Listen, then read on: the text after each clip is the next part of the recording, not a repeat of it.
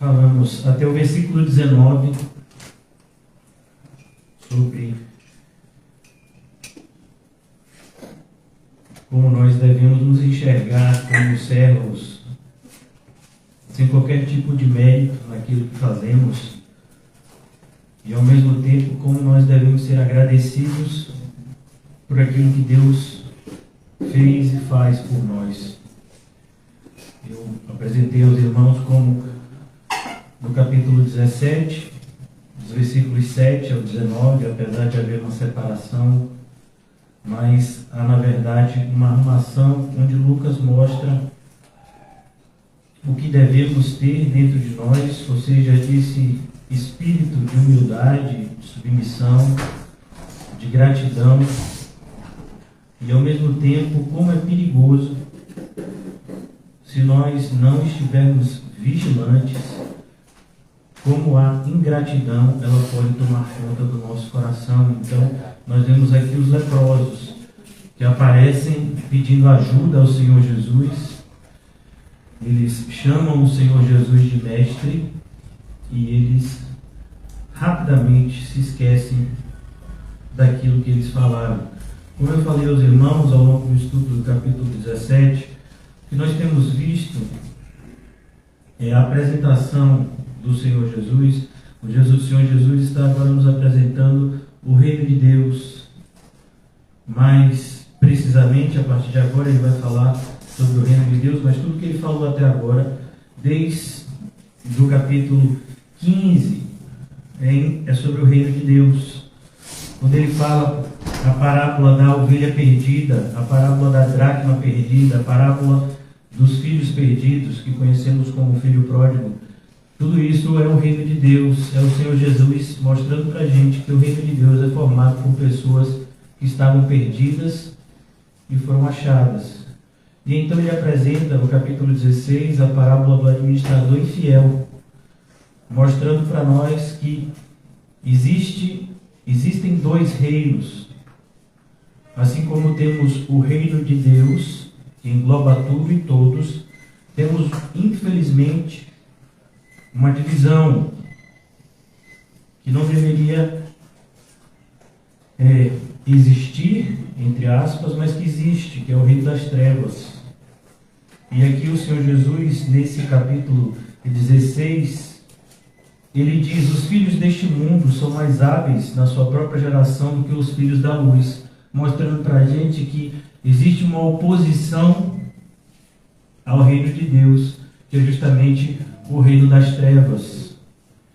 O reino das trevas. Tudo isso é algo que acontece de maneira invisível, e por isso é tão difícil de nós nos protegermos, e ao mesmo tempo, mesmo enquanto cristãos, é difícil que a gente reconheça que reino a gente faz parte se nós não estivermos vigilantes. Facilmente alguém pode se enganar achando que faz parte do reino de Deus, quando na verdade ainda faz parte do reino das trevas. Por isso nesse capítulo o Senhor Jesus então continua e apresenta uma dura reprovação para com os fariseus estes que se achavam merecedores do reino de Deus, e o Senhor Jesus os reprova. Jesus então conta uma história, e para alguns uma parábola do rico e do mendigo, mais uma vez mostrando o reino de Deus. O mendigo, que nós conhecemos, sabemos o seu nome, Lázaro, ele entrou no reino de Deus, e o rico, ele foi excluído do reino de Deus. E aqui nós aprendemos que nem todos aqueles que querem ir para o reino de Deus irão, porque não é o fato de externalizar a vontade nominalmente, se eu não fizer aquilo que de fato o Senhor exige daqueles que são seus discípulos. O reino de Deus é exclusivo para os discípulos do Senhor Jesus. E no capítulo 17, capítulo que nós estamos, Jesus começa ensinando aos seus discípulos, mostrando que nessa caminhada em direção ao reino de Deus, muitas pedras estarão no nosso caminho e nós poderemos tropeçar. O que nós temos que tomar um cuidado maior ainda é que nós não nos tornemos essas pedras de tropeço, pois a condenação para quem se torna uma pedra de tropeço na vida do seu irmão é muito grande. Jesus então fala do perdão, Jesus fala do servo, o verdadeiro servo de Deus, que jamais se cansa de fazer a obra de Deus e que nunca reclama, mas enxerga como privilégio fazer parte do serviço de Deus. E então vimos a cura dos 10 leprosos e finalmente chegamos agora ao versículo 20. Tudo isso eu falei para vocês a título de apresentação, para que a gente entenda. Sempre quando a gente estudar o Evangelho, ou qualquer livro da Bíblia, é importante a gente entender o que veio antes, o que veio depois, para a gente entender o que a gente está estudando. Nenhum versículo da Bíblia é solto. A Bíblia é formada de livros. O próprio nome Bíblia significa livros. Então, por exemplo, nós estamos estudando o Evangelho de Lucas. É um livro só. Anos depois, se dividiu esse livro em capítulos e anos depois, muitos anos depois ainda, se dividiu em versículos. Então é necessário que a gente tenha um cuidado, que aqui é uma única obra. E que ela está conectada e não solta, para que nós não venhamos a tomar partes. A gente sempre lembra isso, mas vale a pena, pois por mais que a gente lembre isso, a gente percebe que ainda existem pessoas que, por ignorância ou, infelizmente, por pretexto, pegam versículos isolados e usam para justificar coisas que eles não querem dizer. No versículo 20 do capítulo 17, Jesus começa a falar a respeito do reino de Deus mais diretamente. Como eu disse a vocês, tudo que nós estudamos aqui anteriormente dizia respeito ao reino de Deus. Mas agora Jesus vai falar dele mais diretamente. Interrogado pelos fariseus sobre quando viria o reino de Deus. Então, os fariseus perguntam quando viria o reino de Deus. O reino de Deus, irmãos, para o judeu, nunca foi uma novidade. Todo judeu que, de fato, acreditava no Deus de Israel, esperava o reino de Deus. O que eles não sabiam era como se apresentaria esse reino. Por isso que os próprios apóstolos se enganaram. Os apóstolos do Senhor Jesus. Olha que coisa interessante. Guarde aí o capítulo 17. Guardou? Amém? No mesmo Evangelho de Lucas, vamos adiantar um pouquinho, fazer igual na época do videocassete. A gente vai adiantar um pouco, depois a gente rebobina e volta. Então, no capítulo 24, tem aquela famosa passagem, que tem um vídeo na internet muito bom, eu particularmente gosto muito, são os discípulos no caminho de Emaús. O irmão José vai botar no WhatsApp da comunidade, hoje à noite, se Deus quiser. Praia, que servo diligente. Então, logo no capítulo 24 do Evangelho de Marcos, o Evangelho de Marcos que tem justamente 24 capítulos, esse é o último capítulo, você vai ver essa passagem que tem esse subtítulo, Lucas, me perdoe, irmãos, Lucas 24, versículo 13. Marcos ele tem 16 capítulos, só para os irmãos. Lucas 24, 13, os discípulos no caminho de Emaús. Naquele mesmo dia, 2 deles estavam de caminho afora para uma aldeia chamada Emaús, distante de Jerusalém, 60 estádios. Então, se caminhava as viagens, as pessoas mais humildes, elas faziam as viagens a pé. Então, existiam muitas aldeias próximas, e justamente para que os caminhantes eles tivessem lugar de repouso, para dormir ou para almoçar. Tanto que aqui mais adiante a gente vai ouvir uma palavra chamada estalagem, né? Uma palavra que não faz parte muito do nosso dia a dia, mas é uma mistura de hotel com restaurante, com tudo que você imaginar, chama estalagem.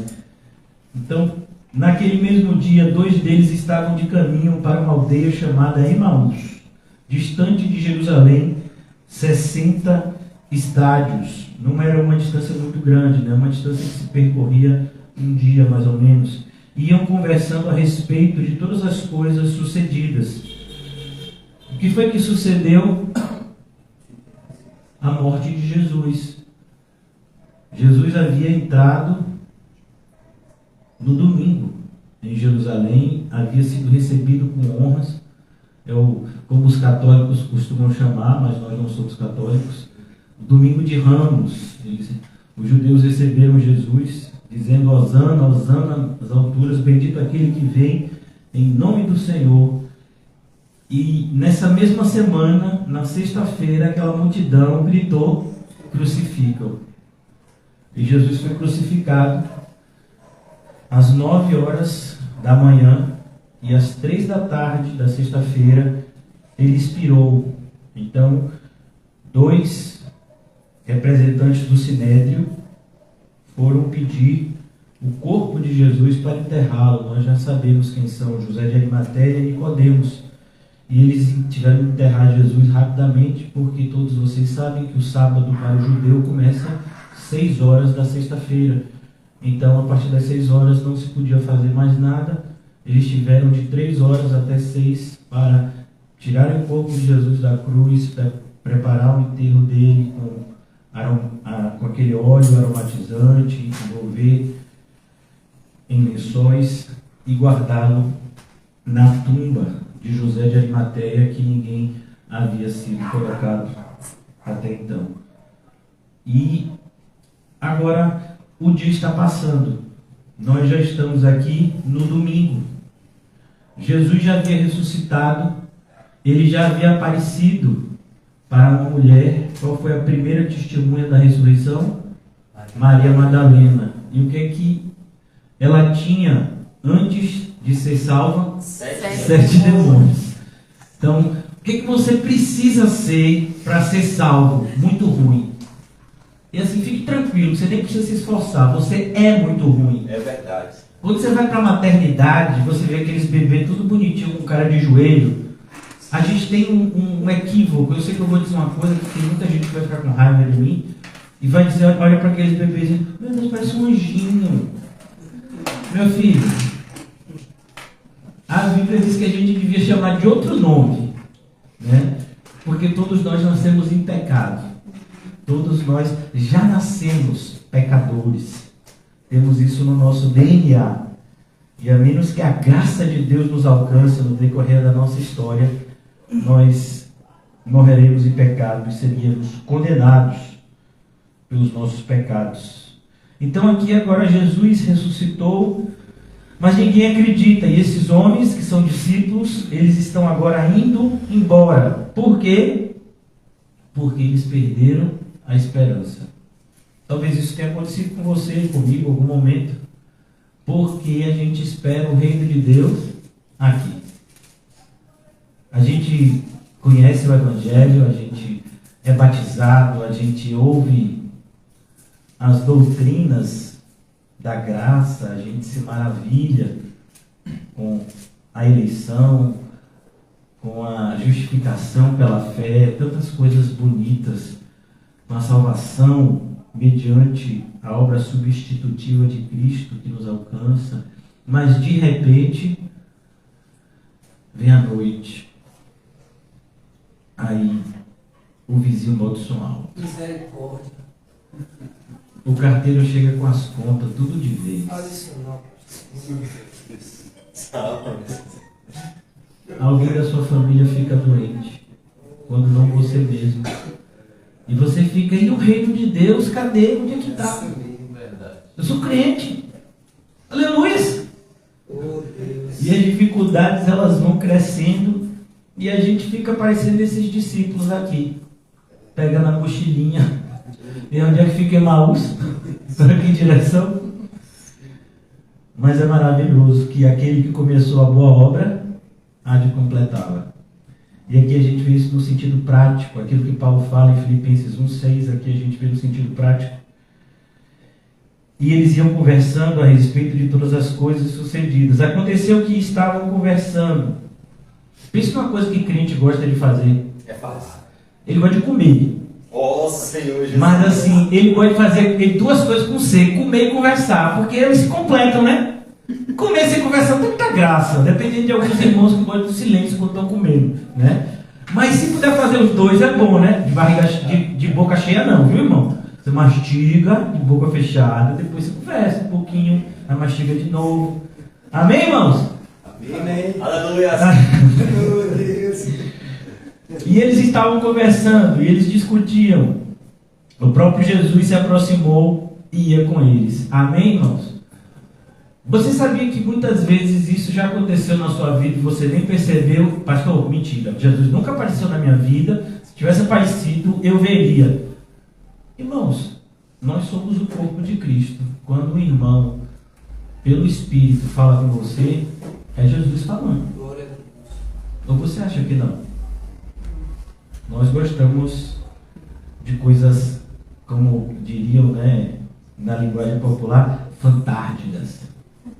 A gente gosta de coisas, né, que sejam pirotécnicas. Por isso que quando tem esses shows, né, famosos, de cantores famosos, eles têm aquele jogo de luzes. As igrejas evangélicas estão imitando, né? Aquele negócio que sai de baixo, mas gelo seco, né? A gente gosta dessas coisas assim. Mas Jesus não. Jesus, ele é desse jeito aqui. Ele se apresentou de uma maneira tão simples que os discípulos nem perceberam que era ele. Porque a gente sempre espera que vai ser assim, vai ser um trovão, vai ser um relâmpago. Meu filho, quem faz isso é Zeus, ele nem existe. Jesus é simples, Deus é simples. Por mais que seja um paradoxo, né? É um paradoxo, são verdades que parecem opostas, mas em essência elas se completam. Então, Deus é grandioso, sem tamanho, a grandiosidade de Deus é imensurável, mas ao mesmo tempo, ele é tão simples que às vezes a gente pode nem enxergá-lo no dia a dia. Eu acho maravilhoso o paralelismo, né, que a gente encontra em determinadas passagens da Bíblia, como é o caso dessa, e um profeta que estava meio borocochô, chamado Elias. Ele foi para a caverna, Deus foi lá dar uma conversada com eles, eu vou falar com você, e aí vem terremoto, Deus não está lá. Vem um monte de fogo, Deus não está lá. Vem ventania, Deus não está lá. Aí a Bíblia fala assim, e veio um cicio. Não é o português que a gente usa normalmente, né? Seria algo que a gente diria um sussurro bem baixinho. É mais baixo que um sussurro. E Deus estava naquele sussurro. Olha a simplicidade de Deus para restaurar um profeta que estava borocochô. Por quê? Uma das coisas que mais tem a capacidade de deixar um crente borocochô, como aqui a gente está vendo, é a aparente prosperidade do ímpio. Porque esses discípulos estão assim, desestimulados, porque parece que o Sinédrio venceu. Que os líderes religiosos perversos de Israel, Anás e Caifás, parece que eles venceram. Eles queriam matar Jesus e mataram. Parece que Herodes venceu, aquele tetrarca perverso. Parece que Pilatos venceu, aquele governador romano perverso, mais perverso ainda. Todos esses ímpios juntos contra Jesus, parece que eles venceram. Parece. Jesus já havia conversado com Pilatos a essa altura, mas os discípulos não viram esse diálogo, mas a gente sabe, porque está registrado. Jesus, quando questionado sobre o seu reino, ele disse a Pilatos, o meu reino não é deste mundo, porque se o meu reino fosse deste mundo, os meus servos não permitiriam que eu fosse preso. E muitas vezes a gente se esquece convenientemente dessas coisas. E acontece com a gente o que aconteceu com esses discípulos. Por isso que é tão bom a gente conhecer o reino de Deus. E hoje a gente está falando sobre eles, não esqueça, sobre eles. Aconteceu que enquanto conversavam e discutiam, o próprio Jesus se aproximou. E eu acho interessante, eles discutiam. Provavelmente um dizia: rapaz, achava que Jesus ia voltar. Não, mas ele era poderoso. E outro dizia: será que era poder mesmo? A gente normalmente gosta de discutir, né? Essas coisas que não vão levar a nada. Por que a gente gosta de passatempo? Porque a gente não quer fazer o que a gente sabe que tem que fazer. É como as crianças que perdem tempo. Vocês, crianças e adolescentes, perdem tempo mexendo no celular quando tem matemática, português, redação, geografia, física, tanta coisa para estudar. Mas eu estou pressionado. E só tem que estudar. Imagina quando tiver que pagar a conta. É isso mesmo. E trabalhar e pagar a conta e estudar. Quando tiver que fazer isso tudo junto. E ainda é igual o tio José. Correr uma meia maratona por mês. Nossa, Senhor Jesus. Irmão, a vida é difícil. É verdade. Um prelúdio disso, quando a gente nasce, qual é a primeira coisa que a gente faz? Chora. Chora. Por quê? O negócio vai pegar. Porque o bebê já sabe que o negócio vai vir de lá pra cá, é difícil. É verdade. Você, quando bebê, você nasceu, ué! O que me tiraram? Tava tão bom lá dentro! Meu filho, é assim. Você acostumando. Conversavam e discutiam. O próprio Jesus se aproximou e ia com eles. Cuidado, irmãos, para que Jesus, que tantas e tantas vezes se aproxima de nós por meio da palavra, não seja desprezado. Os seus olhos, porém, estavam como que impedidos de o reconhecer.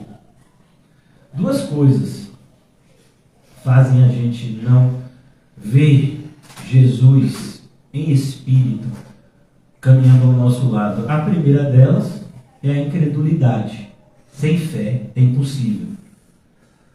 Mas a segunda, que também nos deixa cegos e sem enxergar direito, é quando a gente tem alguma amargura no coração. Pois a Bíblia diz que somente os limpos de coração verão a Deus. Por isso se analise, para que você não esteja perdendo esse privilégio de andar ao lado de Jesus por conta dessas duas falhas. Então lhes perguntou Jesus: o que é isso que vos preocupa e de que ides tratando à medida que caminhais? Já pensou? Um crente chega do seu lado porque você assim todo e você acha que você é crente, você é verdadeiro. Você é do verdadeiro evangelho. Você quer conhecer graça. Você não gosta da teologia da prosperidade. Você gosta da mensagem da cruz, aleluia! Mas quando chega um problema, você fica juro.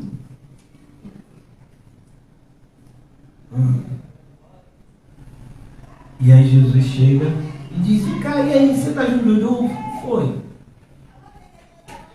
A Bíblia diz que em tudo nós deveríamos dar graças. Você já viu alguém dar graças de cara fechada? Pode fazer isso? Graças a Deus. Não, filho, aí nem o cão aceita. Então aqui Jesus se aproxima: e aí, por que vocês estão desse jeito? E eles pararam, eles estavam como? Eles estavam como? Entristecidos. Mas o fruto do Espírito é o quê? Alegria. Um, porém, chamado Cleopas, a gente sabe o nome de um, o outro ficou anônimo. Talvez fosse amigo de Lucas, e Lucas foi liberado. Não vou botar seu nome aqui não para não queimar seu filme. Oh, Jesus, perdoa. Respondeu dizendo: és o único. Mas irmão, a gente é tão cara de pau Que às vezes a gente lê um versículo na Bíblia que repreende a gente ainda discute com a Bíblia. Quem aqui gosta do Salmo 23? Só eu, né? Até os ímpios decoram o Salmo 23 como reza, né? Aí a gente lê assim: o Senhor é meu pastor, nada me faltará. Aí a gente aqui dentro, esse cimento está faltando. Cimento não vou comprar tudo não. O cimento foi. E aí, ó, tive que cortar no meio. Já falei que sabão em pó tá caro. Já falei que carne tá caro, que vai ser ovo. É verdade. Falei esse negócio de pão tá caro, vou fazer umas farofas que incha, dá aquela, né? Segura a onda. Farinha com água. Aí, tá vendo? Já ensinou a receita. Farinha com água, sal e alho, pronto. Fica bem. E aí a gente fica triste. Eu disse, meu pastor, não falta nada, minha geladeira está faltando. E às vezes a gente não fala isso, mas aqui dentro a gente está gritando. E o Senhor ouve. E chega perto da gente. E aí, como é isso? És o único, porventura, que tendo estado em Jerusalém, ignora as ocorrências desses últimos dias. Mas como é que a gente tem cara de pau para falar assim com Jesus? Às vezes parece que Jesus não sabe da nossa vida. Senhor, você não sabe? Estou querendo aumentar a tarifa de ônibus. Não, baixou a gasolina, como é que a tarifa de ônibus? Agora não sei o que foi que aconteceu. Impostos. És o único que porventura ignoras esta ocorrência. Mas Jesus tem muita paciência com a gente, irmão. É verdade. Olha, se fosse a gente no lugar de Jesus, fogo no céu, mata todo mundo. E fala, meu Deus, Jesus ainda aparece do lado deles, ainda ouve um desaforo desse e vai conversar com eles. Versículo 19, e lhes perguntou, quais? Esse Jesus, né? Como é que você não se apaixona por Jesus, irmão? É só se você não leu a Bíblia. Porque quem leu a Bíblia fica apaixonado. É muito amor, é muita misericórdia, é muita longanimidade. Porque isso é longanimidade. Aqui a paciência já era, aqui é longanimidade pura. Quais? E explicaram o que aconteceu, Jesus, o Nazareno, que era varão profeta, ó. E Jesus é varão profeta desde quando, irmão? Jesus é o Rei dos Reis, o Senhor dos Senhores. Ele é o Alfa e o Ômega. Ele é aquele que fez tudo e nada foi feito sem Ele. Não é que estou dizendo que Ele é um profeta. Poderoso em obras e palavras, diante de Deus e de todo o povo, e como os principais sacerdotes e as nossas autoridades o entregaram para ser condenado à morte e o crucificaram. Aí eles dizem, né, o relatório, e Jesus não sabia que ele foi crucificado, soube agora, né? Eu fui crucificado e sabia. Tá bem que você me contou. É a gente, né? A gente às vezes faz umas orações e aí recita um monte de versículo bíblico, como se Deus não soubesse aqueles versículos bíblicos. Não é que a gente não faça isso, irmãos, mas assim, sabe? Seria tão melhor se a gente fosse mais sincero, se a gente na oração tivesse mais amor, submissão, do que vontade de falar bonito.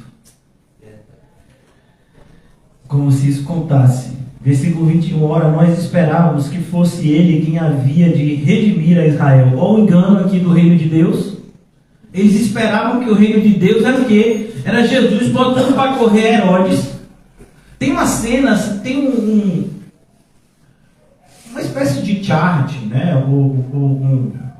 Uma dessas imagens que circulam nas mídias sociais, que é Jesus com um chicote e tem esses falsos mestres, né, falsos apóstolos da prosperidade, como se Jesus estivesse batendo neles. Jesus nunca faria isso.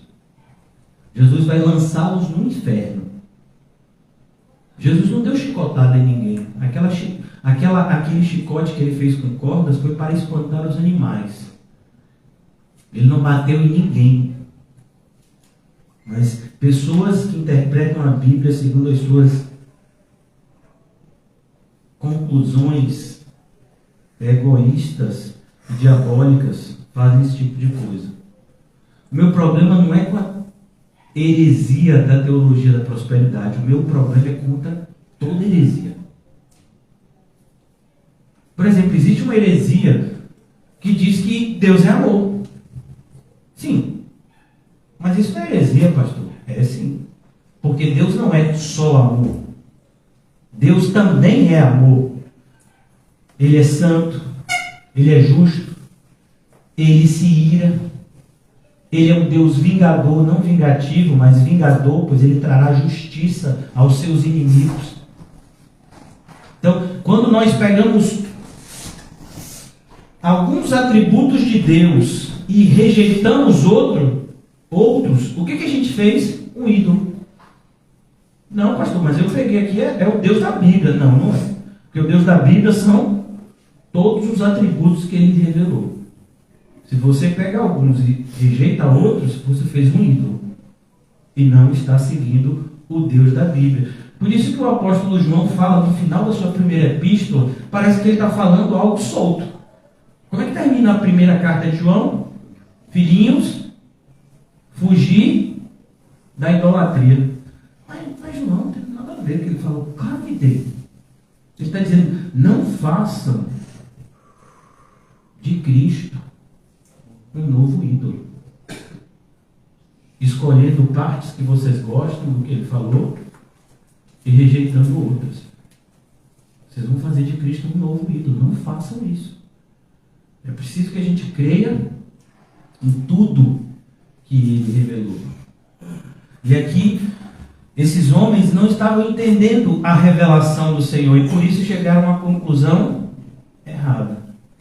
Como tantos evangélicos hoje, que acreditam que porque são crentes, tudo vai dar certo, vão sempre se dar bem, não precisa fazer nem seguro de carro, porque ladrão não rouba o carro dele, porque ele é crente.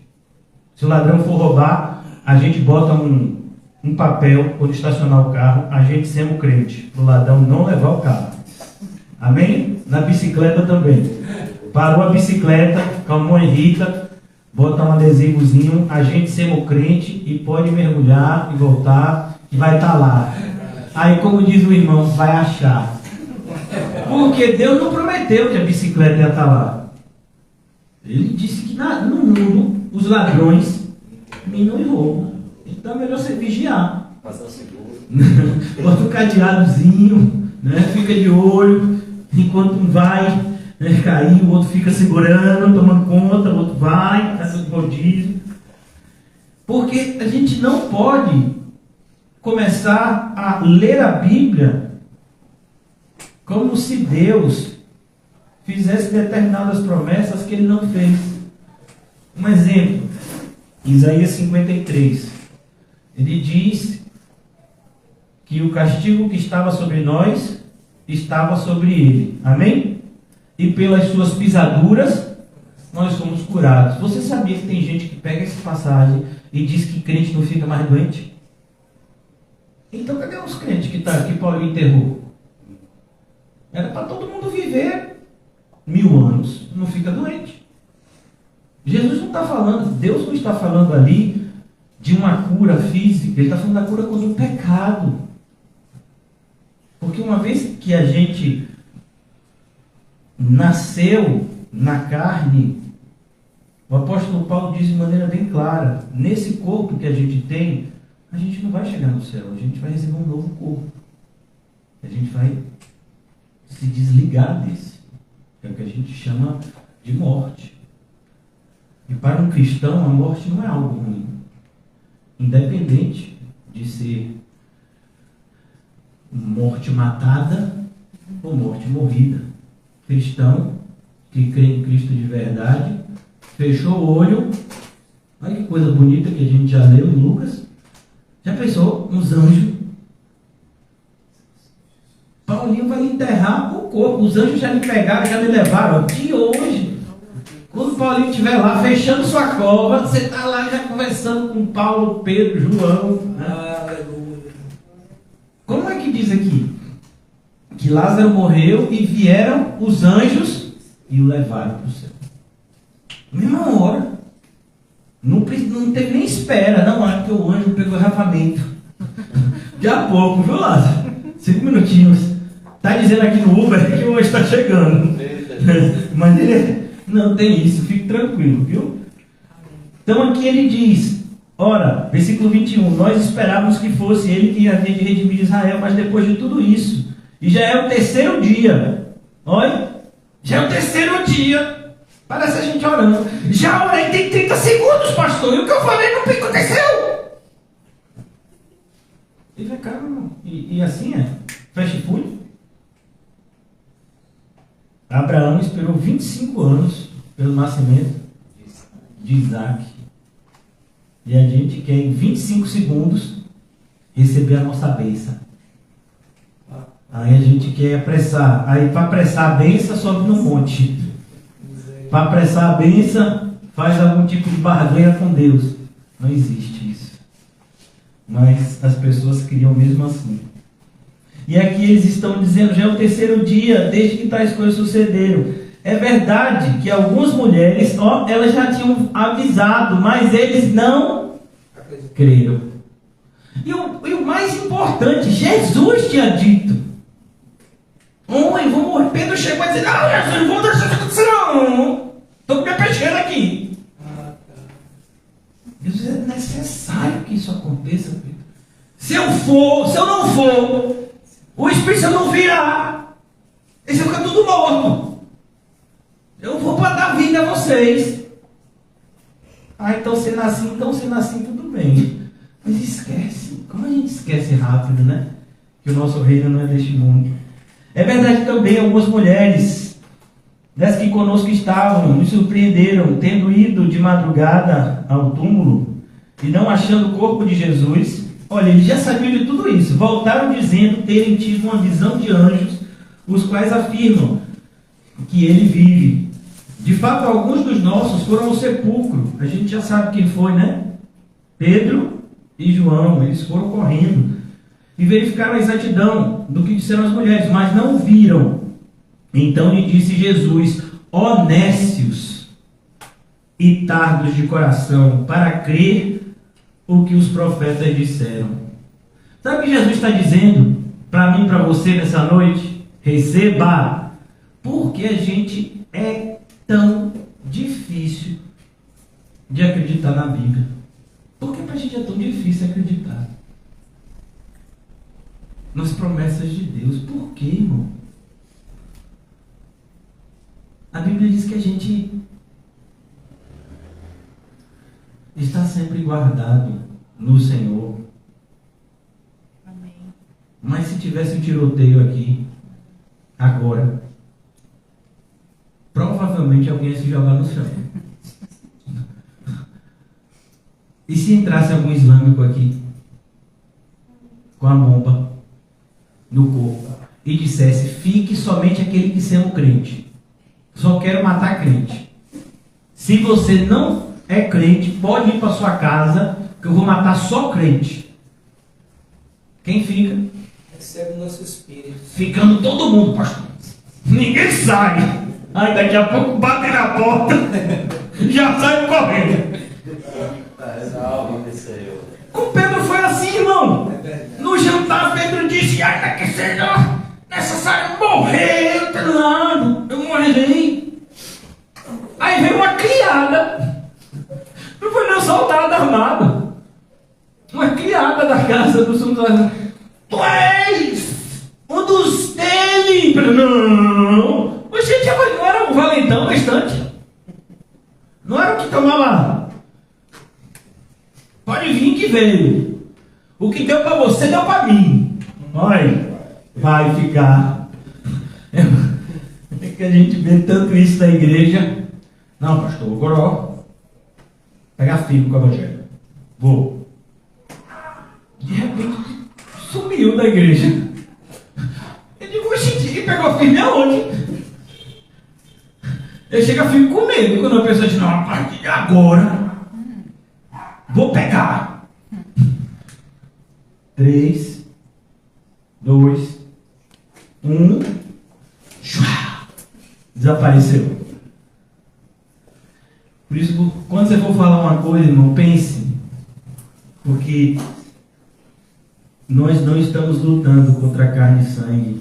Se fosse assim, seria fácil. A nossa luta é muito maior. De fato, alguns viram. Aí Jesus agora vai começar a falar. Porque a gente pensa assim, que porque Jesus é longânimo, porque Jesus tem amor e compaixão pelos seus discípulos, pelas suas ovelhas, Jesus vai passar a mão na cabeça da gente o tempo todo. Não. Então Jesus ouviu eles falando, toda aquela queixa, Jesus ouviu eles vomitando toda a incredulidade, e na hora de repreender, repreensão é sinal de amor. Jesus diz aqui, ó nécios. O que é nécios? Pessoas imaturas. Por isso que é dito que um nécio na fé não deve estar na liderança da igreja. É uma pessoa imatura. Então Jesus está dizendo, vocês passaram tanto tempo comigo e não amadureceram. E aí Jesus agora fala, vocês são imaturos e vocês são tardos de coração. Significa, vocês demoram para assimilar aquilo que eu digo a vocês no coração de vocês. Por que isso? E aí ele diz, para crer tudo o que os profetas disseram. E nós já lemos, nós já estudamos aqui Lucas 16, não foi, irmãos? A gente adiantou a fita VHS, mas daqui a pouco a gente vai rebobinar. Então, no capítulo 16, nós já vimos o Senhor Jesus falando para a gente que quando aquele rico que está no inferno disse, manda Lázaro avisar os meus irmãos o que acontece quando a gente morre do jeito que eu vivi. Onde é que eu estou? Eu estou no inferno. Manda Lázaro avisar para os meus irmãos não acabarem no mesmo lugar que eu estou. E Jesus disse que eles tinham Moisés, a lei e os profetas. Eles deveriam acreditar na palavra. E mais uma vez aqui a referência. Perceba, capítulos depois. Por que eu estou falando isso? Porque a Bíblia é toda harmônica, irmãos. Não há contradição na Bíblia. Então aqui Jesus diz, olha, vocês deveriam acreditar nos profetas. Jesus já havia dito isso, mas parece que a gente não ouve. E ele diz agora, versículo 26, porventura não convinha que o Cristo padecesse e entrasse na sua glória, mas não é isso exatamente que diz o capítulo 53, que a obra do Cristo é essa, se entregar, para que um remanescente, para que um povo seja salvo, os eleitos sejam salvos. Jesus já havia dito tantas vezes, eu dou a vida pelas minhas ovelhas. Ele já havia dito isso. Mas eles não creram. E Jesus então diz, o Cristo deveria padecer para que entrasse na sua glória. Versículo 27, começando por Moisés. Olha que coisa linda. Começando por Moisés. Ele começou por Gênesis. Então, ele começou dizendo, olhe, pastor, como você sabe disso? Irmãos, eu não estou lá, mas a gente tem uma noção do que Jesus falou. Eu sei que a gente tem horário, amém? Mas eu não vou passar rápido aqui. Então vamos comigo em Atos, para a gente ter uma ideia do que Jesus está falando. Qual é o texto que dá uma noção do que Jesus está falando aqui? O único sermão da Bíblia de Estevão, que foi diante do Sinédrio. Estevão vai fazer a mesma coisa, só que Estevão não vai fazer diante de discípulos, ele vai fazer diante do Sinédrio, em Atos.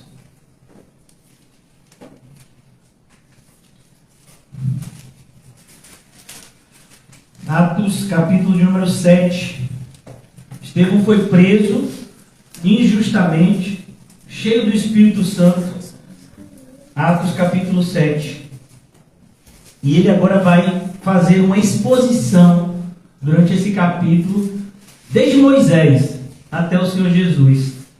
Tudo aquilo que os fariseus deveriam acreditar, porque eles eram doutores da lei, eles se diziam conhecedores de Moisés e os profetas. E aqui estava tudo escrito, e Jesus veio, e eles não somente não creram, como perseguiram Jesus e o assassinaram. Olha aqui, Estevão vai dizer, Estevão respondeu, versículo 2 do capítulo 7 de Atos: varões, irmãos e pais, ouvi, o Deus da glória apareceu a Abraão. Onde é que está isso? Em Gênesis. E quem escreveu Gênesis? Moisés. Está vendo? Deus apareceu a Abraão, nosso pai, quando estava na Mesopotâmia, antes de habitar em Harã. E lhe disse: sai da tua terra e da tua parentela e vem para a terra que eu te mostrarei. E se Deus dissesse isso para a gente hoje, irmão, a gente está congregando na igreja mais perto de casa. Para muitos, igreja é igual a padaria. Tem que ser perto de casa e o pão tem que ser barato. Não, eu vou naquela igreja porque não pede dízimo. O dízimo lá é 5%. Não, se o dízimo é 5%, não é dízimo. Porque dízimo é 10ª parte.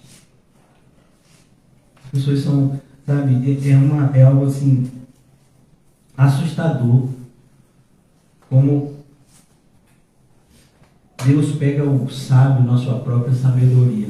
Pessoas que acham que estão se dando bem, elas irão perceber como elas fizeram escolhas ruins. Sai da tua terra, da tua parentela e vem para a terra que eu te mostrarei. É engraçado que todo mundo gosta de falar que Abraão era rico. Mas eu pergunto, quem queria viver a vida de Abraão? 75 anos e não tinha morada certa. Vivia mudando a tenda de um lugar para o outro. 2 vezes teve a sua esposa tomada dele por homens poderosos. Você queria essa vida? Teve que mandar o filho dele mais velho embora, para que não houvesse desavença com o mais novo. Você queria essa vida? E as pessoas ficam, mas Abraão era rico. Você faria o que Abraão fez? Pegava Isaac e ia lá sacrificar? Você não está querendo ofertar. Imagine sacrificar Isaac. Os crentes de hoje, Deus me livre! Esse Deus assassino! Mas vem cá, para quem foi que lhe deu Isaac? Foi Deus! E se ele quiser tomar de volta? Aí não por que foi que deu? É interessante, sabe assim, como funciona a cabeça do ser humano. Eu fico assim olhando na Bíblia, mas Deus assim fica, ele quer tudo para ele? Por que Deus quer tudo para ele? Porque é tudo dele. Sabe, a Bíblia descreve isso. Os servos que não querem ir para a festa do rei, e ele diz, nós não vamos para a festa do rei, e maltratam aqueles que foram convidados. Deus fica irado e manda matar todos eles e queimar suas aldeias. Está em Mateus 22. Mas é o tipo de texto que a gente não gosta muito de ler. Que não é um Deus da tolerância que eles estão em busca. Quando eu vou levar no Mateus, lá em Itapuã, colocaram agora, não foi, Júlio? Alguma coisa no muro, tolerância religiosa, perto do monte que o povo sobe. Aí tem um símbolo de cada religião. Né? Eu identifiquei 2 religiões, né, que é o cristianismo e o judaísmo, mas tem umas outras lá, um monte de símbolo lá, dizendo que tem a tolerância. Mas é engraçado que esse pessoal que diz que a gente tem que ter tolerância, eles não têm tolerância com a gente. A gente tem que ter tolerância com eles, mas eles não têm com a gente. Não, eu acredito no meu Exu, eu acredito no meu, sei lá, no meu espiritismo do Allan Kardec. Sim, você acredita, né? E eu acredito que você está indo para o inferno. Aí não, isso é agressivo. Mas você não acredita que vai morrer e vai voltar de novo? Acredito. E eu acredito que você vai morrer e vai para o inferno se você continuar acreditando assim. Mas você é muito agressivo. Eu? Então quer dizer que eu tenho que ser tolerante com você e você não tem tolerância nenhuma comigo. Ainda bem que a Bíblia já me avisou que isso aconteceria. Esse é o mundo de hoje. Então, está aqui Estevão pregando algo muito próximo do que Jesus está falando com os discípulos, a respeito do reino de Deus, que é o nosso tema, não se esqueça disso.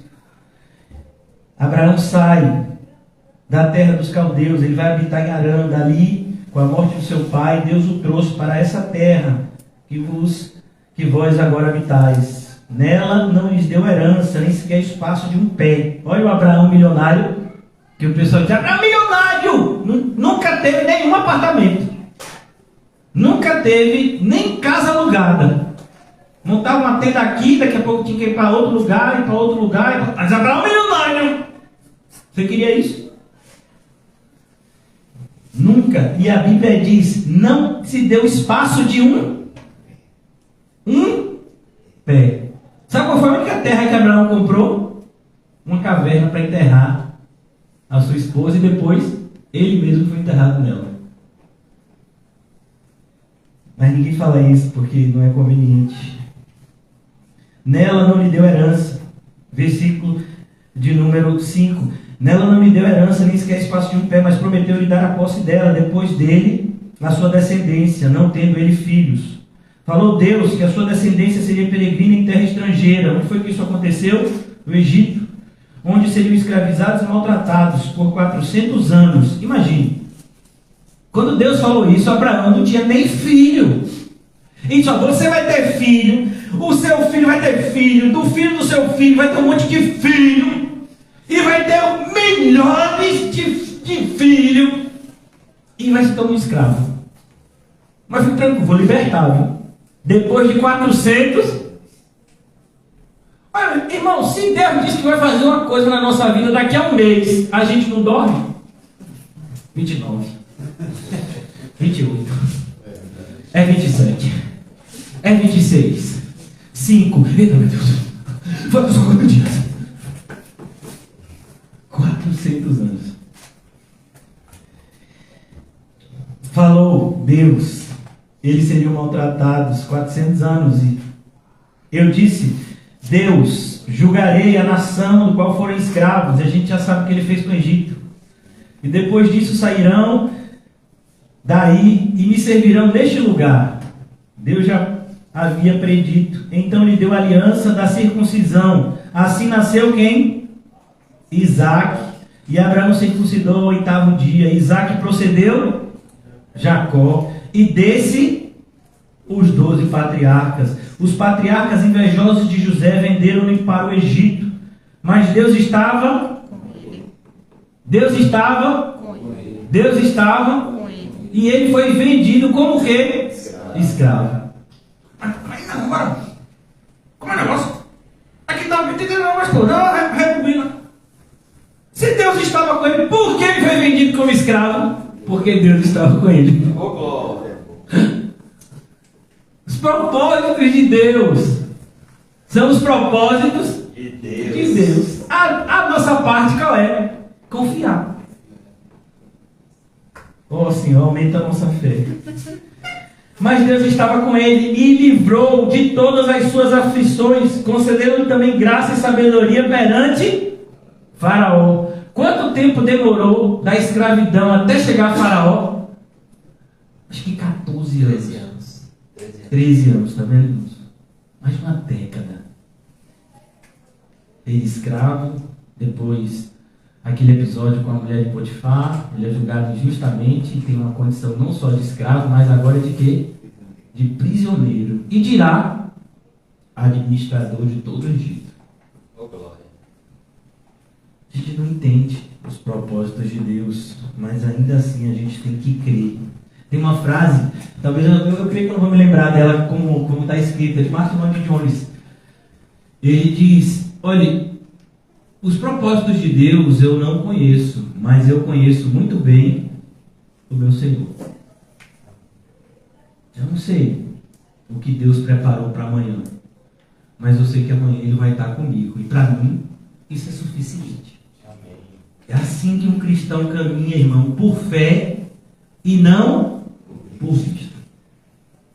Então aqui ele continua. Pastor, mas eu sei que o senhor quer continuar, mas o horário Calma, varão. Deus vai. Deus está com tudo. Sobreveio, porém, sabedoria perante Faraó, versículo de número 9. Rei do Egito, que constituiu o governador daquela nação e de toda a casa de Israel. Mas cuidado para você não ter uma interpretação errada, que não é governador segundo a gente conhece. Governador aqui seria um administrador, um ministro de finanças, e não governador no sentido de governar um estado, como a gente entende. Como na Bíblia a gente vê a expressão juízes, e a gente sabe que para a gente o juiz quem é?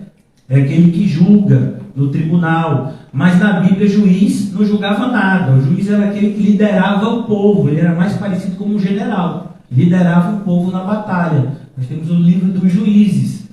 Então, devemos tomar cuidado com determinados termos que naquela época tinham um significado e na nossa tem outro. Para a gente não fugir da interpretação correta. Versículo 11. Sobreveio, porém, fome em todo o Egito. E em Canaã houve grande tribulação. Quem é que morava em Canaã? Jacó. Lembra que Jacó mandou os filhos buscar trigo? Grande tribulação, e os nossos pais não achavam mantimentos. Mas, tendo ouvido Jacó que no Egito havia trigo, enviou pela primeira vez os nossos pais. Na segunda vez, José fez reconhecer os seus irmãos e se tornou conhecida de Faraó a família de José. Então José mandou chamar a Jacó seu pai e toda a sua parentela, isto é, 75 pessoas. E aqui a gente vê um número diferente, né? Porque tem dito no Antigo Testamento que seriam 72, e aqui a gente tem 75, porque esse número aqui já está contando José e os seus 2 filhos. Então, aqui ele diz, José mandou chamar Jacó seu pai e toda a sua parentela, isto é, 75 pessoas. Jacó desceu ao Egito e ali morreu, ele também nossos pais. E foram transportados para Siquém, postos no sepulcro que Abraão ali comprara a dinheiro dos filhos de Amor. Como, porém, se aproximasse o tempo da promessa que Deus jurou a Abraão, que promessa? Do reino de Deus. O reino de Deus vem por meio de quem? Do Messias. O povo cresceu e se multiplicou no Egito, até que se levantou ali outro rei que não conhecia José. Este outro rei tratou com astúcia a nossa raça e torturou os nossos pais, a ponto de forçá-los a enjeitar os seus filhos, para que não sobrevivessem. Mas Deus já havia falado isso, vocês lembram? Olha, Abraão, vão perseguir os seus descendentes. Versículo 20, por esse tempo nasceu Moisés. Nasceu quem? Moisés. Nasceu quem? Moisés. O nome Moisés, né? Segundo algumas traduções, dizer mochar, tirado da água. E é o mesmo termo que a gente ouve, né? A arca, que a mamãe dele botou ele no rio Nilo. É a mesma terminologia que se usa em relação à arca. Aleluia. Que salvou Noé e sua parentela. Foi feito da mesma forma, com madeira e piche. A diferença era o tamanho, mas salvou do mesmo jeito. Moisés, tirado da água.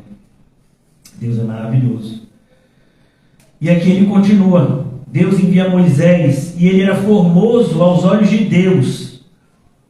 Por 3 meses foi mantido na casa de seu pai. Por que a gente sabe disso? Você já imaginou? Quem que teve um bebê recentemente foi o nosso amado irmão, né? Irmão, o que um bebê faz quando ele é bem novinho? Ele chora. Ele chora quando está com sono, ele chora quando está sem sono, ele chora quando está com fome, ele chora porque tem gases, ele chora porque está sem gases, ele chora porque está com frio. E naquela época, Faraó tinha dado uma ordem. Todo menino, todo nascido homem vai ser morto. As mulheres eu vou deixar viver. Imagina você esconder um menino 3 meses. Que opressão. Quando Moisés fazia menção de calma, Moisés, bota o bumbum na boca dele, esconde, tapa, bota no compartimento sagrado. E você sabia, irmãos, isso são historiadores que contam como o ser humano é perverso. Uma das estratégias dos soldados, porque alguns pais queriam esconder os seus filhos, eles pegavam crianças e faziam, beliscavam as crianças para elas chorarem, porque quando uma criança ouve outra criança chorando, o que ela faz? Chora também. Então eles passavam com as crianças chorando na rua, para se alguma criança chorasse dentro de casa, eles entravam na casa e era uma mulher. 3 meses isso. Rapaz, até eu fico sem ar. Imagine. Joquebede e Arão são os pais de Moisés. Glória a Deus. Arão nasceu antes dessa lei. Ele é mais velho do que Moisés. Então aqui ele continua. E diz assim, versículo 21. Quando foi exposto a filha de Faraó e o recolheu e criou como seu próprio filho. A gente sabe que a mãe de Moisés teve que ter o quê? Fé. Eu vou confiar meu filho a Deus. E aí, onde é que Moisés foi parar? Meu Deus do céu, como é que o negócio vai parar exatamente no momento que a mulher está tomando banho de rio? Você vê assim, o poder da soberania de Deus é algo assim assombroso. E continua e diz assim, e ele foi criado em toda a ciência dos egípcios e era poderoso em palavras e obras. Sabe por que isso? Porque Deus queria mostrar uma coisa, que o reino de Deus vale mais do que todas as riquezas do Egito. Glória a Deus. Onde é que a gente vê isso, pastor? Em Hebreus capítulo 11. Moisés recusou ser chamado filho da filha de Faraó e preferiu sofrer vergonhas pelo nome do Senhor, porque ele acreditava no reino invisível. Glória a Deus. Que é o reino de Deus, irmãos. E ele continua. Pastor, o senhor vai acabar? Calma, estou acabando. Mas é gostoso, né, irmão? Pegando assim a história assim, fio da meada, né? Tem gente que gosta de novela, eu prefiro a Bíblia. Tudo isso aí é o sermão de... Isso, imagina. E aqui é Estevão pregando para um povo que dizia saber isso aqui de cor salteado. Que era o Sinédrio. Quando completou 40 anos, veio-lhe a ideia de visitar seus irmãos, os filhos de Israel. Vendo o homem tratado injustamente, tomou-lhe a defesa e vingou o oprimido, matando o egípcio. Olha quando a gente quer fazer o bem sem consultar a Cristo, a gente acaba fazendo um mal pior ainda. É como uma pessoa que chega na sinaleira com aparência de drogado, com a mão toda queimada, que você sabe que pelo usuário de crack, né, costuma ter os dedos todos queimados pela maneira como eles consomem a droga, e a pessoa chega e diz, por favor, me dê um dinheiro aí para eu comer. Você sabe que a pessoa não vai comer. Se você chegar, como tantas vezes, eu creio que todos nós já fizemos, você está com fome? Eu vou ali comprar uma coisa para você. Ah, então eu não quero. Mas aí uma pessoa chega e dá o dinheiro. O que ele vai fazer com aquele dinheiro? Mas muitas vezes a pessoa diz, como eu sou bom, eu vi um necessitado na rua e dei dinheiro. E por que você não evangelizou? Porque você não mostrou a realidade dele. Ele é um escravo do pecado, que é o vício dele. Mas que Jesus pode libertá-lo. Porque a gente sempre quer o caminho mais fácil. E aqui a gente percebe como nós, muitas vezes, querendo fazer o bem, fazemos o mal pior ainda. Por isso que é tão importante a oração. Vou repetir uma frase que eu já repeti talvez uma centena de vezes enquanto eu pregava. E essa frase não é minha, é de John Bunyan. Eu posso fazer muitas coisas depois de orar, mas eu não posso fazer nada antes de orar. Então, toda vez que você quiser ajudar alguém, ore. Onde acha que Deus quer que você ajude alguém matando outro? Mas na ignorância de Moisés foi isso que ele fez. O que foi que ele conquistou? Sofrimento. Então, versículo 25. Ora, Moisés cuidava que seus irmãos entenderiam que Deus o queria salvar por intermédio dele. Olha, na época, Moisés já tinha uma espécie de entendimento. Olha, Deus me colocou aqui nessa família rica, me ensinou toda a sabedoria do Egito, porque Ele quer que eu, de alguma forma, ajude os meus irmãos menos favorecidos. Mas desse jeito, matando. Porém, não compreenderam. Versículo 26. No dia seguinte, aproximou-se de uns que brigavam e procurou reconduzi-los à paz, dizendo: homens, vós sois irmãos, por que ofendeis uns aos outros? Mas o que agrediu o próximo o repeliu, dizendo: quem te constituiu autoridade e juiz sobre nós?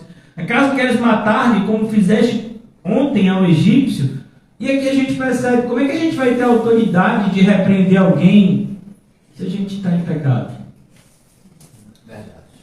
O que você vai dizer? Fulano, não brigue com fulano se você acabou de matar uma pessoa ontem. Você não só brigou, você matou uma pessoa ontem. Ele está falando hoje para um não brigar com o outro? Então a gente tem que tomar cuidado. E essas palavras, Moisés fugiu e tornou-se peregrino na terra de Midian, onde lhe nasceram 2 filhos.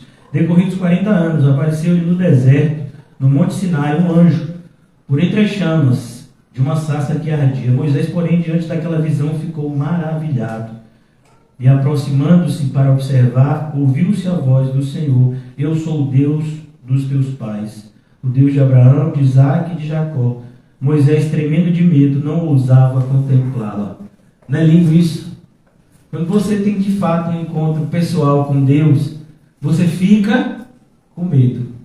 Aí Deus diz: não tema, mas você fica com medo mesmo assim. Porque Deus é Deus. Ele é onipotente, irmãos, onisciente, onipresente e tantos outros atributos maravilhosos. Disse-lhe o Senhor: tira a sandália dos pés, porque o lugar em que estás é terra santa. Por que sandália? Moisés, quando você for andar na minha presença, tem que ser diferente da forma como você anda no mundo. Vi com efeito o sofrimento do meu povo no Egito, ouvi o seu gemido e desci para libertá-lo. Vem agora e eu te enviarei ao Egito. Agora, quanto tempo depois? 40 anos. E tem gente que acha que pode virar pastor em 6 meses desses cursos de internet, em 4 anos de seminário teológico, e aí faz mais alguns anos de mestrado, doutorado, e pronto, virou o servo de Deus. Pois é, aquele negócio é diferente. O servo de Deus é forjado no sofrimento que o humilha, que o esvazia, para que ele possa ser cheio de Deus. E não como a gente vê hoje, os aparentes servos de Deus, que já estão cheios de si, se enchem mais ainda para serem servos de Deus? Não, para usarem Deus para os seus próprios propósitos. Por isso que a igreja evangélica, como movimento religioso, está como está. A igreja de Cristo não, ela sempre vai estar guardada pelo Senhor. Mas o movimento evangélico, na sua grande maioria, já não tem mais a presença de Cristo. E ele continua. Moisés ficou com medo. Versículo 32. Eu sou o Deus dos teus pais, Deus de Abraão, Isaque e Jacó. Moisés tremeu de medo, tirou a sandália. Ouve que Deus o enviaria ao Egito. Versículo 35. Este Moisés, a quem negaram reconhecer, dizendo: quem te constituiu autoridade e juiz? Este enviou Deus como chefe libertador. Com assistência do anjo que lhe aparecera na sarça, este os tirou, fazendo prodígios e sinais na terra do Egito, assim como no Mar Vermelho e no deserto durante 40 anos. Foi Moisés quem disse aos filhos de Israel: Deus vos suscitará dentre vós, irmãos, um profeta semelhante a mim. Quem ele estava falando? Jesus. De Jesus. E Deus é tão preciso que o sucessor de Moisés era um homem temente a Deus, que aprendia com Moisés acerca de Deus, chamado Oséias, mas que, por orientação de Deus, Moisés muda o nome dele para Josué, que quer dizer Jesus. Só que Jesus em aramaico e Josué em hebraico. Mas é o mesmo significado. Deus salva, ou de Deus vem a salvação. E Oséias significa desejo de salvação. Desejo de salvação, né? Está vendo? Desejo de salvação. Então aqui ele continua. Moisés disse aos filhos de Israel: Deus vos suscitará, irmãos. Moisés estava falando aqui de Jesus. É por isso que quando os fariseus, o Sinédrio, estavam em oposição a Jesus, Jesus disse: ó, vocês estão dizendo que são seguidores de Moisés, que eu que estou contra Moisés. Pois é, Moisés viu o meu dia e ficou feliz. Depois ele vai mais além, diz: Abraão viu o meu dia e se alegrou.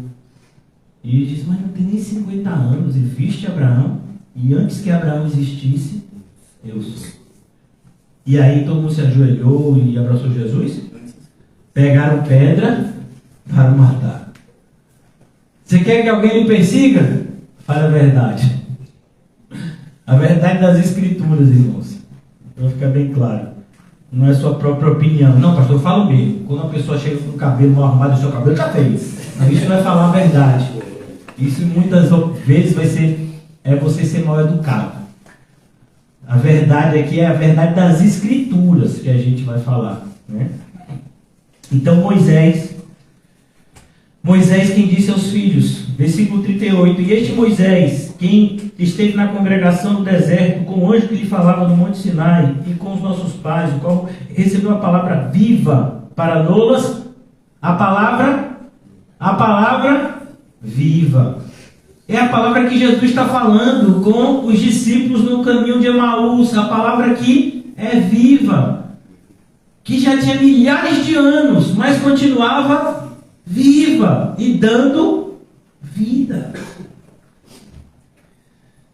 Quando Pedro escreve a sua primeira carta, ele fala sobre essa palavra que dá vida.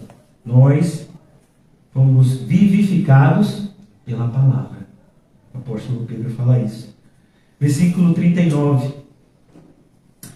A quem nossos pais não quiseram obedecer.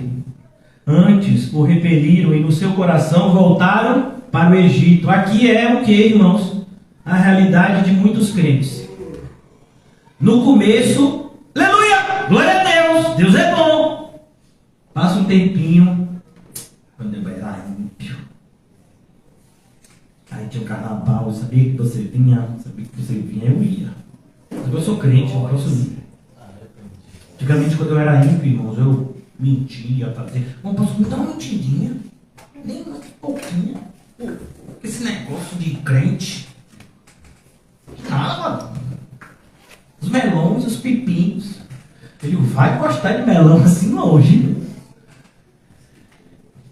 Voltaram para o Egito. Aonde, irmãos? No seu coração. Cuidado para isso não acontecer com a gente. Dizendo a Arão: faz-nos deuses que vão adiante de nós, porque quanto a este Moisés, Moisés, quem? Aquele que Deus usou para te tirar da escravidão, esse mesmo é este. O que ele está falando aqui, irmãos? Do que a gente falou ontem, ingratidão. Você lembra dos 10 leprosos? Quantos agradeceram? E desse povo, que milhões saíram do Egito, quantos ficaram fiéis? Pouquíssimos. É por isso, é nesse contexto que vai surgir a separação da tribo de Levi, que foi a tribo que permaneceu fiel. Os levitas são separados nesse momento, porque eles não aceitam o que está acontecendo aqui. Se você for lá no texto que está fazendo menção aqui no Antigo Testamento, você vai entender melhor. Porque quanto a este Moisés que nos tirou da terra do Egito, não sabemos o que lhe aconteceu. Naqueles dias fizeram um bezerro e ofereceram sacrifício ao ídolo, alegrando-se com as obras das suas mãos. Irmãos, eu vou parar aqui, se Deus permitir. Eu vou concluir a introdução da introdução na sexta-feira. Tá bem? E amanhã o irmão José e eu só vou pregar de novo sexta-feira, pela graça de Deus, se estivermos todos vivos. Mas assim, é importante que quando a gente falar desse assunto do reino de Deus, a gente não passe rápido disso, por isso. A minha preocupação hoje, porque desse assunto, esse assunto ele vai reverberar, ele vai ecoar em todas as áreas da nossa vida. Se eu não creio no reino de Deus, se eu não entendo o reino de Deus, se eu não conheço corretamente o reino de Deus que a Bíblia revela, eu não vou me posicionar como um verdadeiro cristão diante das situações do dia a dia. Por isso que é tão importante. Hoje a gente começou lendo em Lucas, foi para Lucas, mas um pouquinho adiante de Lucas, né, o discípulo de Emaús, e já está aqui em Atos falando do sermão de Estevão, porque o que é importante é a gente entender o significado. Não passar como a gente está aqui. O que a gente está estudando aqui? O que Jesus falou aos discípulos no caminho de Emaús, e como a gente vai ver mais adiante, se Deus permitir, na sexta-feira, eles vão dizer, olha, quando Jesus pregou para a gente, algo semelhante ao que a gente está estudando aqui, ele diz, e ardia o nosso coração. Por quê? Porque é verdade. De fato, essas coisas aconteceram. E o apóstolo Paulo vai dizer que tudo que aconteceu com o povo de Deus no Antigo Testamento, para nós serve de quê? De exemplo. Porque a gente vai sofrer as mesmas tentações e a gente pode ter as mesmas quedas. Então aqui, como nós concluímos aqui, o bezerro de ouro. O que você acha que os evangélicos estão fazendo hoje em dia? O que você acha que tem na maioria das igrejas evangélicas? Bezerros de ouro. E as pessoas dançam, e as pessoas se embriagam numa espécie de êxtase espiritual que não é bíblico, igualzinho ao episódio do bezerro de ouro. E a gente percebe, mas meu Deus, um povo que foi liberto do cativeiro de Faraó, com sinais e prodígios, viu o mar se abrir, viu Deus sustentar eles com maná que caía do céu. Como é que esse povo volta para o Egito no seu coração? Não, essa não é a pergunta é como é que eu e você, que somos crente, que já conhecemos que Cristo morreu na cruz pelos nossos pecados, como é que por qualquer besteira que aconteça com a gente já fica aí, rapaz, eu não vou ser mais cristão. Como assim? E você vai para onde? Para o inferno? Porque você já conhece. Você já sabe que não pode nem enganar. Porque se você disser assim, não, eu vou continuar sendo crente assim, mas não vou ser um crente assim, daqueles crente. Deixa eu lhe avisar, só vai para o céu quem é crente. Se você é crente, não vai para o céu. Porque Deus está em busca dos verdadeiros adoradores que adoram ao Pai em espírito e em verdade. Se você é aquele, sabe, aquele crente meia boca, que está um pé cá, um pé lá, os seus dois pés estão aonde? No inferno. É como, eu quero concluir já, o horário já passou, perdoe-nos. Ainda tem um lanchinho de Rita, aleluia, glória a Deus. Abençoa sempre, prospera. Nem sei se vai ter, né? Falando pela frente. E é uma espécie, né, de conto que se conta, e esse conto é mais ou menos assim. Uma pessoa que se dizia crente estava em cima do muro. E de um lado, é como aqueles desenhos de Tom e Jerry. A maioria de vocês, os mais novos não vão se lembrar, só os mais velhos. Tom e Jerry, que aparecia um anjinho e um demôniozinho. Pois é. Então o crente está lá em cima do muro, ele está ouvindo a mensagem, que ele não ouviu a mensagem de Deus, mas eu não sei se você é crente de verdade, está em cima do muro. Aí de um lado tem um anjo que está dizendo, irmão, te arrependa, venha para o lado do Senhor. A porta é estreita, o caminho é apertado, mas ele leva a vida eterna. Aí do outro lado tem um demônio. O demônio diz, que você faz esse negócio? Que nada, os crentes só faz sofrer. Fica um negócio de perseguir. E você sabe que se lhe der um tapa, você vai ter que virar outra cara. E se tomar capa, vai ter que dar túnica. Não é não. Você vai mesmo pro lado de lá. Olha você se decida. Se eu fosse você, vinha pro meu lado. Se você se ajoelhar para mim, eu te dou tudo nesse mundo. Isso é um cão, irmão. Ele falou isso para Jesus. E aí o camarada, né? Ele está quase descendo do lado do cão. Ele disse, não, mas você é um demônio. Aí o demônio de repente se cala. E o servo de Deus continua, se arrependa. E aí de repente o o crente olhou para o demônio e disse: cara, demônio, por que você parou? Continue tentando me seduzir. O demônio: não, estou tranquilo. E por que você está tranquilo? Porque o muro é meu. Eu não preciso fazer você vir para cá. Se você ficar em cima do muro, já está bom para mim. Satanás não precisa fazer você retroceder. Ele só precisa te paralisar. Satanás não precisa fazer você sair da igreja nem abandonar a verdade. Ele só precisa esfriar o seu amor. E a gente vai deixar, irmão? Ou a gente vai se arrepender, lembrar de onde a gente caiu e voltar às práticas das primeiras obras e colocar esse mundo de cabeça para baixo com o poder do Espírito Santo que nos foi concedido pela fé. Em nome de Jesus. Vamos orar. Pai amado e querido, graças te damos. Obrigado, Senhor, pela oportunidade de sermos exortados por essa passagem tão paradigmática para nós que somos cristãos, Senhor. Serve tanto de exemplo para nós. Aprendermos que o caminho é estreito e que isso não é apenas um modo de dizer, mas é um caminho difícil de se percorrer. Ajuda-nos, Senhor, a entender que mesmo nessa dificuldade, o Senhor tem nos dado e nos dará mais ainda dádivas espirituais que são mais do que suficiente para nos fazer alegrar, mesmo diante das mais difíceis tribulações. Nos ajuda, Senhor Jesus, a viver por fé e não por vista, Senhor. Eu, particularmente, Senhor, estou cansado de duvidar. Tantas vezes, Senhor, tantas vezes, diante de situações tão pequenas, nós duvidamos. Perdoa, Senhor, nossa incredulidade, a começar da minha, Senhor, me perdoa. E nos ajuda a confiar. Que nós não sejamos, Senhor, nécios e tardos de coração, mas que sejamos servos confiantes em tudo aquilo que o Senhor nos revelou pela graça. Possamos caminhar pela graça, uma vez que já fomos salvos por ela.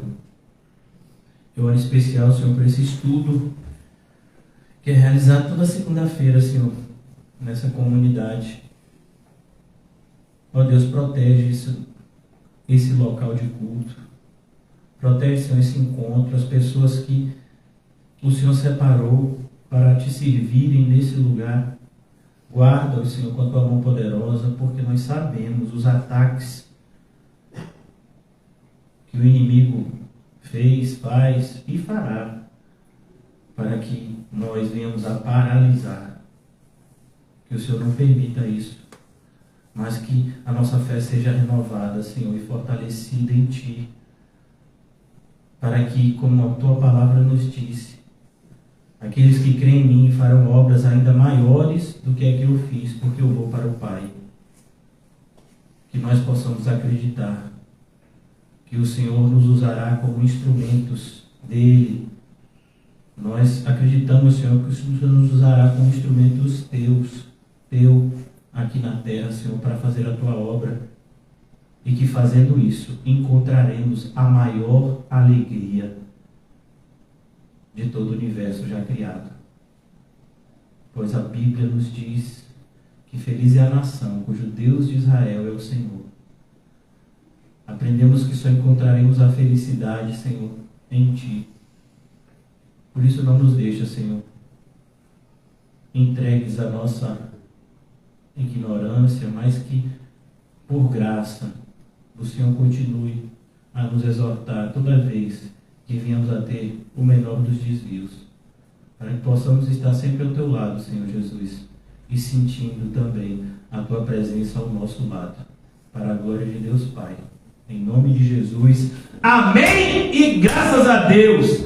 Salve-se mutuamente com um cumprimento santo e diga a você mesmo, em nome de Jesus, ser crente é legal demais.